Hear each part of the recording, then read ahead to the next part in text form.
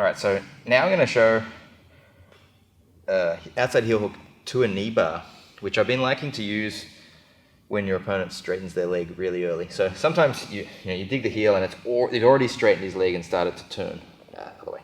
Yeah, he started to turn his leg straight. And honestly, just here, if he's pulling away and I try to roll, the chances of finishing, I think, is pretty low if he knows what he's doing. Okay. And it's too, like when there's already tension pulling it, like he's pulling away, just stop there and keep tension. It's too much pull to even like change to these grips. These work better like when he's a bit more like driving in. Like I can keep this, but I'm not going to be able to do those sort of changes as he's extracting, and I'm kind of losing the leg a bit. So if we go back, often, especially if I know they like to do this, I talked about this already, but I'm getting my fist a little bit more behind the heel early on instead of like the pure rotation. I'm more here. And I'm just going to turn in towards the knee bar as he goes. The main thing you just need to make sure is you're deep on the knee line. Okay, so I can't do it like I don't want to go here.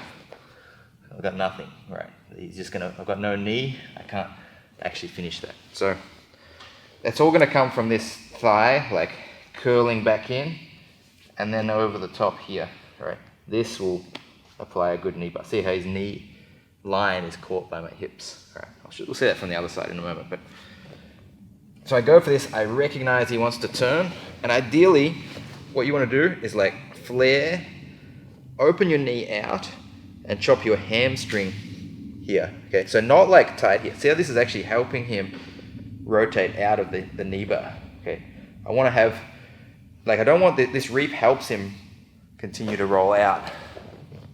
I want, when I go for this, like this, okay, so I've flared my knee, and then my other leg can cut over the top, knee tight first, so knee like collects back, goes tight first, and then chops second. Okay, this is really tight.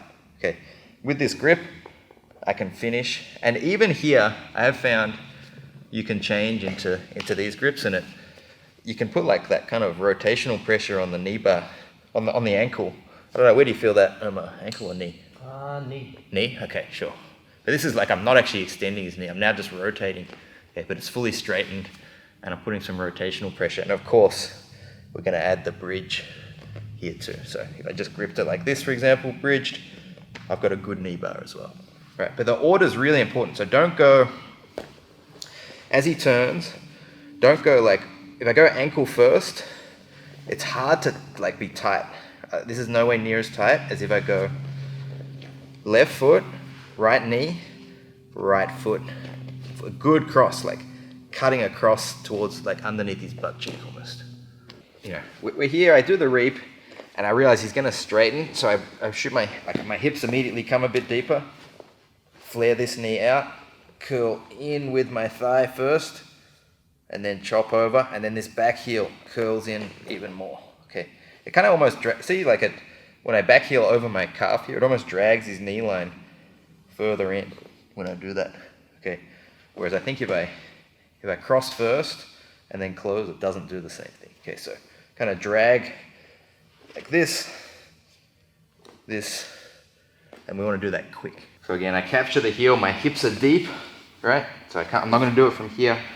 Hips are deep. I feel he's starting to turn. I flare my left knee, curl my knee in, cut across, and I can change grips or keep the same grip and hip in to finish. We can also do this standing. It's a little harder to get your hips higher, but if I do have my hips high and I reap and he starts to like, a lot of people straighten their leg, just flare your knee out, curl, cut across. This can be a tight knee bar. This course is on the reap and outside heel hook. You get to single leg X, or you've knocked your opponent down to their butt, and it's a pretty easy option to take your leg across their hip, expose the heel hook, and then you've got a chance at the outside heel hook.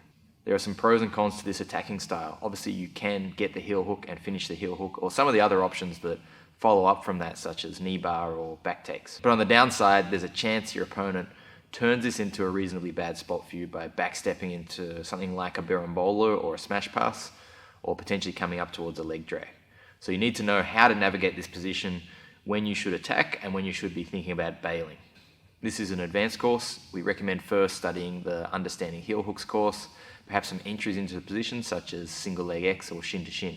And it'll go well with other leg locking positions such as the outside Ashi course, the saddle and 50-50. So let's get started with the course, the reap and outside heel hook.